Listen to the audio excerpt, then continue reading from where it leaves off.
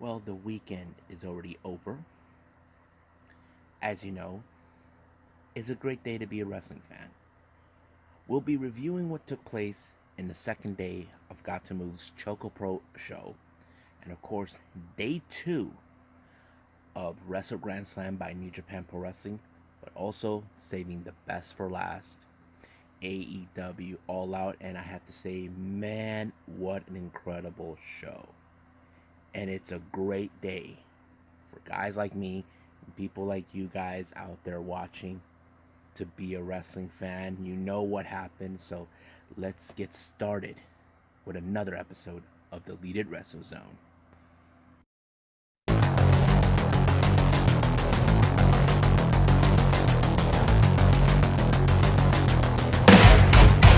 Are you ready? Get up, get up! Get up, get up! Get up, get up! Get up, get up! Get up, get up! Get up, get up!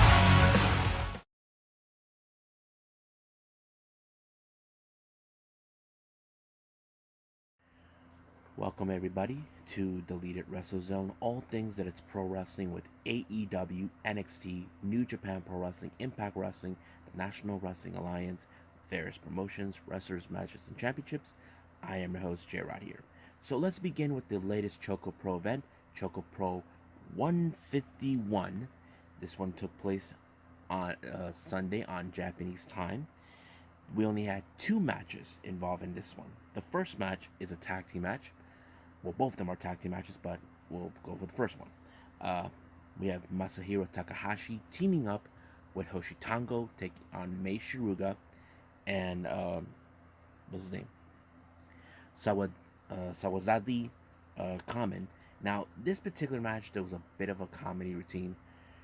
If you guys don't know who Hoshi Tango is, I don't know who he is, but he seems like a sumo wrestler.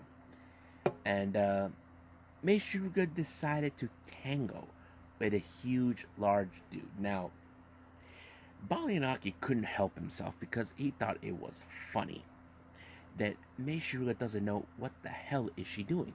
But it was funny. However, sooner or later, she could have taken Hoshitango down on the ground, but Hoshitango wasn't an easy person to actually put down on the ground. But however, it was the opposite. It was both Takanashi and Hoshitango that picked up the victory for their team. The next match we have is another tag team, which is the main event. All Energy Koishikawa teaming with Yuna Mizumori, taking on Balianaki and Minoru Fujita, who also serves as the Super Asian champion in Gatoh. It's a pretty good match, pretty fun. However, Chio Chikawa has an attitude when it comes to her being all energy, and that kind of fits in a good way because sometimes she gets her energy get in the wrong foot. But it played out pretty well for both Balianaki and Minoru Fujita. But however, it did help them win the match. And later on, we will talk more about Minoru Fujita. But let's get into the Jonkin section. Um, First of all, I did not expect this one. This guy who teamed up with Mei Shiruga, Sawazdi Kamen, actually won. I'm like, I don't even know this guy that very well, but it was pretty well. And of course, Chi Che is always trying to steal the chocolate, but no luck. But they did celebrate it in the end, Minoru Fujita's birthday. However, everybody were looking at him. Reason is, he is the Super Asian champion. So that means he's the top guy in Gatoh. So Minoru Fujita knows what he's got himself into, but luckily there was nobody trying to attack him for him to enjoy his birthday cake. And I'm sure we're going to have someone challenge him for the title. I believe the last person that challenged him was Hagane Shinoi, but we'll see who will be the lucky contender to face Minoru Fujita for the title. But for now, as you know, this is day 3 out of Day 2 out of day 3 for the ChocoPro events by Gatoh. Right now, we're almost getting ready to do the last one, 152. I'm excited for it. I hope you guys are too. So, right now, let's move on with New Japan Pro Wrestling.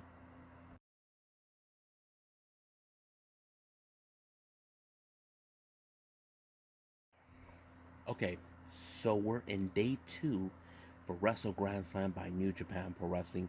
Majority of these matches are in fact title matches.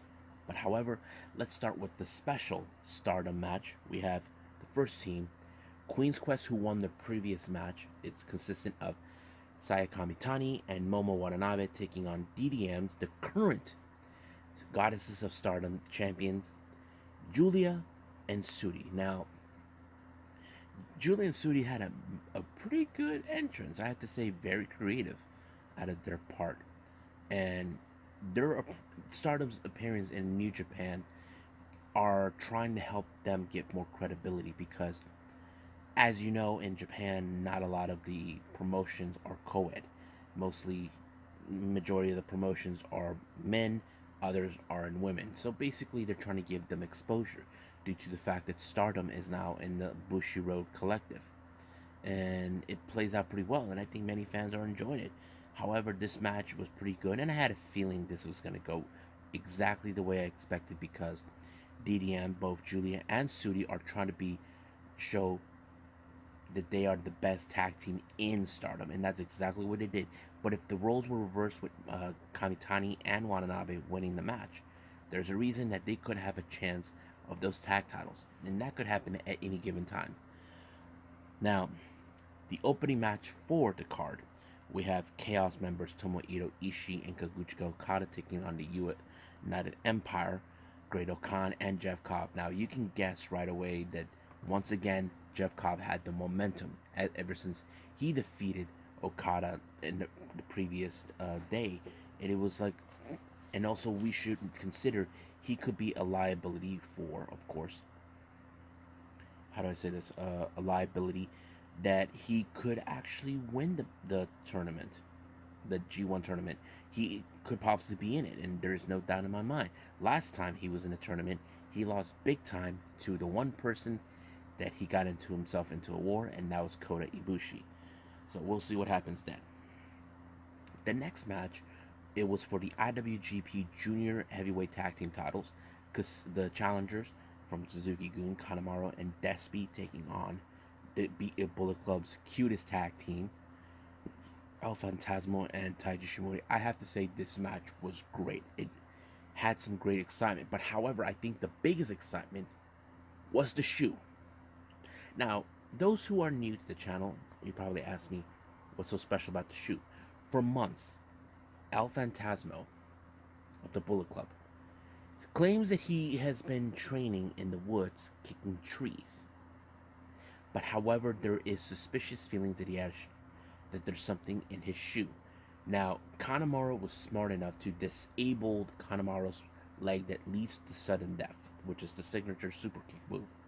However, when that happened, El Fantasmo took off his shoe, and Despy used it as a weapon to knock out, of course, what's his name? Fantasmo. But however, Despy's had a hefty price. His hand got hurt in the process. Now, the possibility theory is there something in the shoe? This is something that every junior tag team, junior heavyweight tag teams have talked about. Is there something in the shoe? Now, this could be a possibility, but we'll see that.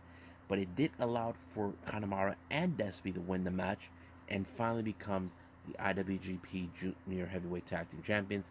But what does this mean for the cutest tag team? But we'll see what happens then. Next match is for the Heavyweight Tag Team Championship in the three-way. We have one corner, Chaos, consisting of Yoshihashi and Hiroki Goto. The other corner, LIJ's Naito and Sanada. And the other, the champions, Dangerous Tekkers of Suzuki-gun, both Zack Sabre Jr. and Taichi, along with Miho Abe. This match showed in this one who Dangerous Tekkers are. They have proven time and time again that they are the best tag team, and they claim that they're the purified tag team division because it was a huge mess before they came into the picture.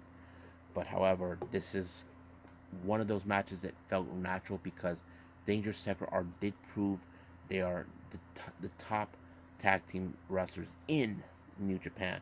But who could be the next team that could dethrone them? I don't know. But it will take a while to figure that one out. The next match is for the junior heavyweight title. We have Himuro Takahashi taking on the champion Robbie Eagles. It was a good match. I enjoyed it.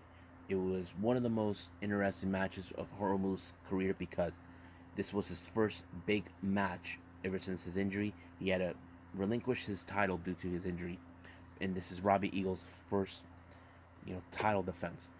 But however, it was the Ron Miller special by Robbie Eagles that allowed him to force Hiromu to tap out and retain the title. However, the previous title holder of the IWGP Junior Heavyweight title, Desperado, had a proposition. He said, "You put that title on line, and I'll put the IWGP Junior Heavyweight Tag Team titles on." So basically, Robbie Eagles accepted the challenge. So we're going to have a double matches of the title for this one. And this is going to be a very interesting match to watch. Now, the main event is for the IWGP World Heavyweight title. We have Evil along with the House of Torture taking on Shingo Takagi.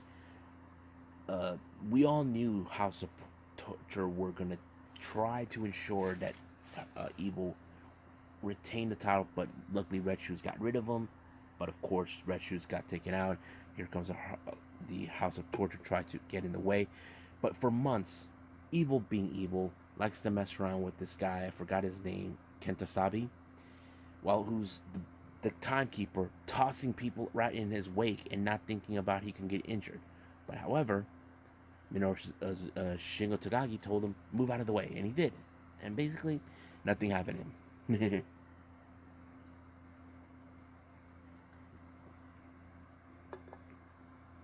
But the best part is when we thought that Evil was on the verge of bringing the IWGP World title, LIJ showed up to ensure that this title would not fall into the darkness, and it did not. And it did allow for Shingo to retain the title, and I have to say it was a pretty good match to watch. And I loved it so much. Shingo did an amazing promo, and of course, all the members of Los Ingobernables are there. But however, we're now getting close to the G1. If those who are new into this ask yourselves, what is the G1? The G1 Climax is an annual tournament that is, you win by point-based system. If you have enough points, you get a shot of the IWGP World Heavyweight title at Wrestle Kingdom, which is the biggest event of the beginning of the year. And that's what happens. And it turns out that Shingo, Sonata, and Tetsuya Naito are in the G1, and this is going to be very interesting. It wouldn't surprise me if Naito wins it because we know that they're not afraid to throw down. But I have to say it's going to be a fun G1, and I can't wait to reveal more about this, and I can't wait to see the start of it. So right now, let's move on with AEW.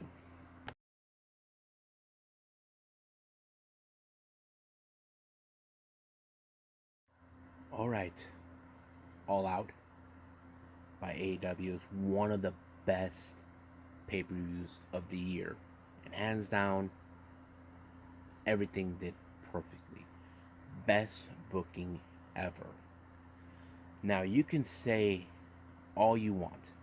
Now for all you WWE haters, I can tell you one thing. You can shut up, okay? Stop talking about this nonsense that AEW is going away. If you think that, then why are they still here? I'll tell you why. Because they give the fans what they want. And we're going to talk about that on every part of the match. Now, the buy-in match, it was an amazing tag team match, a 10-man. We have members of the HFO, Hardy, the Private Party, and TH2 taking on the Best Friends, consistent of Orange Cassidy, Chuck Taylor and Wheeler Yuta teaming with Luchasaurus and Jungle Boy of the Jungle Express. It was a pretty good match, great spots everywhere. I mean, you can keep up, but it was what's his name?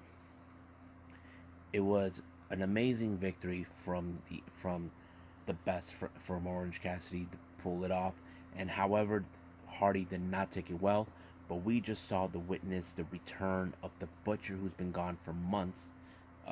He's now back. However, the best friends tried to deal with them, but however, and then all of a sudden we got members of from John Silver, 10, the Blondes, and of course, what's his name? Dante Martin to give a helping hand. It was a pretty good, and then we had later on the appearance of that weasel, Dan Lambert, who criticizes what wrestlers should be. He had his UFC fighters and, of course, the men of the year. But sooner or later, someone's going to kick his ass and tell him to shut up. Now, the opening match of the main card, we had the TNT title, Eddie Kingston taking on the Redeemer, Miro. I have to say it was a good match because it showed a lot where Miro is determined to prove that he is God's champion and he will destroy anybody that gets in his way. And I have to say it was a pretty good moment to see Kingston being in. He did pull off the kryptonite, but somehow he got out of it. And out of nowhere, we just saw Miro retaining the TNT title. He is still God's favorite champion, but we'll see what happens then. Who will be crazy enough to challenge him? Then we have Satoshi Kojima making his AEW debut, challenging Jon Moxley. The match was pretty good. It was really fun. I know many people would have preferred someone else, but with Kojima, nothing changes. But of course, he put Kojima in 2 paradigm shifts, and it was already over. But however, the biggest excitement was the appearance of the king himself, Minoru Suzuki. I did not imagine ever since then that I get to see Minoru Suzuki actually jumped in here. It was so good. Now, some of you saying, how did he fly all the way from the Japan? Well, he's going to do appearances in the United States, mostly from GCW. But this is one of those matches we gonna see. This is part 2 between these guys. But Minoru Fujita gets the last laugh when he took out Moxley. Now, the next match, we had the AEW Women's title. We have Chris Statlander along with Orange Cassidy taking on Britt Baker. It was a phenomenal match. I have to say, it was pretty darn good because it showed, okay, Britt Baker, who is determined to be the face of the company. But however, could Chris Statlander, who's undefeated in AEW right now for this year, can pull it off? Well, we don't know, but it was great. She did the Pittsburgh Sunrise and, of course, the Lockjaw that allowed her to win the match and retain.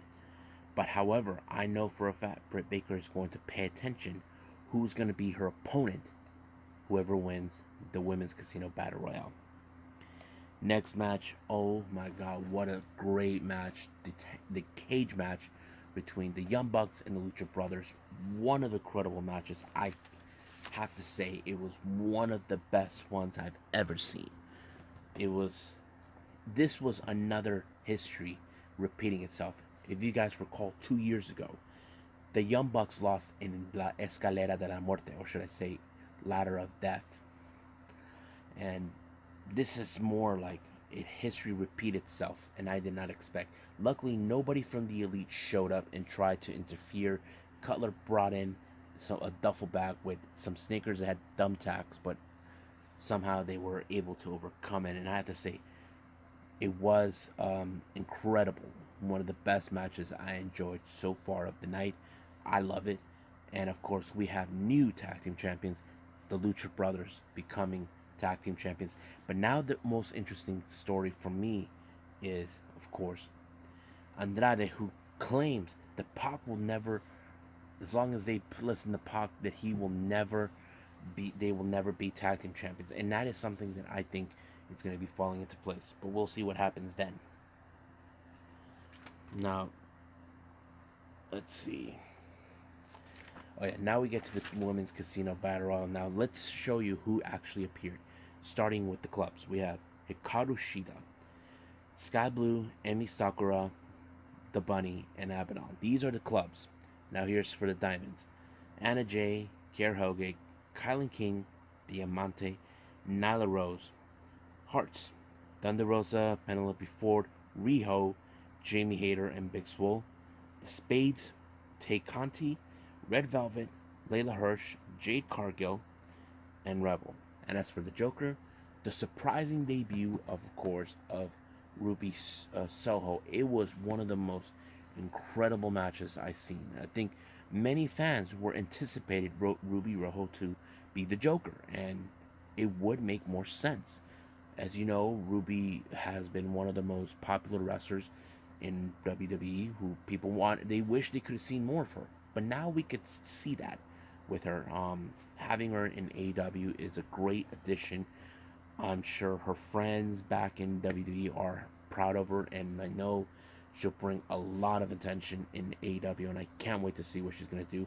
She'll make her appearance at Dynamite. I can't wait to see, and I hope Britt Baker is paying attention because this is going to be one of those matches we'll never forget. Now we got the final fight between MJF and Chris Jericho. Now, as you know, I knew right from the start that Wardlow was going to show up because MJF will do whatever it takes to get rid of Jericho once and for all, to get him out of his hair and to take his spot. But luckily, Jake Hager was there to help him. But there was a moment where MJF believed that he lost, but however, another referee did mention Jericho's foot was already on the rope when he did the count out. Apparently, it just had to restart. MJF did not like it, but of course, it had to go on. It wouldn't surprise me if MJF starts a problem with Aubrey Edwards, who is, in fact, being the referee of the night. And that's going to be one of those matches that's going to be so insane. But I think Jericho did an amazing job forcing MJF to tap out with the walls of Jericho. It was a classic. Like, you got me in a submission, I got you. So that means he already got one up on MJF. But does this mean the war between the Pinnacle and Inner Circle is over? We'll see what happens then. Now we get to the match that everybody had been expecting. CM Punk versus Darby Allin. Classic match ever, because this was the first time Darby Allin will face CM Punk's first official match in 7 years. Now, this is something that we know. This was discussed by various wrestling outlets out there or YouTubers who follow wrestling. Some say that Punk was going to win it, but it would make sense because they need the extra boost to show that he still got it, and he put Darby Allin in the GTS, go to sleep, and it felt great. And then Sting comes out, shaking Punk's hand and showing him some respect. At the same time, Darby did the same thing too. But it was a great moment. But the real question remains, what's next for Punk? Well, we'll see what happens. Now we get the semi-final event. We have QT Marshall along with the Factory taking on Paul White. It's, to me, I don't know why it was this match at this end. I would have preferred it in the beginning somewhere, but it was okay. It did show that not even the Factory has what it takes to take on a Big Show, but it was good. But of course, it did put QT Marshall in his place, allowing for Paul White to win it. So I thought it was pretty good. Now, the main event we have is the AEW World Title, Kenny Omega versus Christian Cage. Classic match that I've ever witnessed. It's one of those matches where can Christian dethrone him, but Kenny Omega is still that good no matter what. Of course, with Down Cows by his side, anything could happen. And of course, he put him in the One Wing Angel, or so call it the Super One Wing Angel, to win it. The Elite show up to congratulate him, and they start beating Christian Cage. The Jurassic Express try to help, but out of the blue, when they were doing the little shtick, here comes Adam Cole. We haven't seen. It's surprising. This is another surprise. And then, of course, we thought that he would turn on them, but it turns out he is now part of the Elite.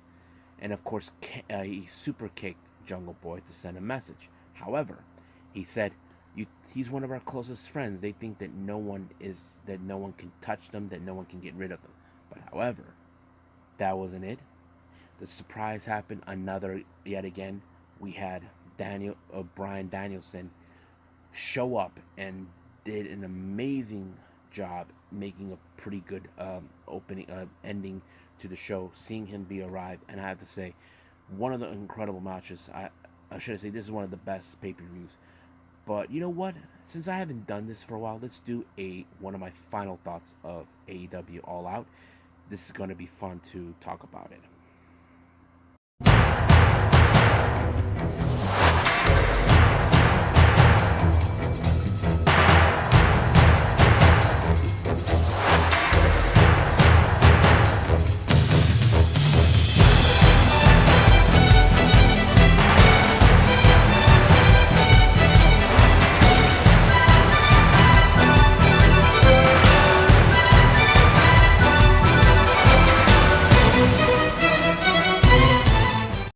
What do I think about All Elite Wrestling's All Out?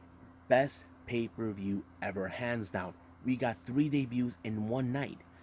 Ruby Soho, Adam Cole, Bryan Danielson. You can't ask for more, and I have to say they booked this show right. That is all I have to say. For all you WWE haters, please shut up. Because you think, oh, AEW is full of trash. They don't got nothing on WWE. This is why WWE sucks, because they don't give you guys what you want. AEW has done that so far. They gave us Ruby Soho. Great.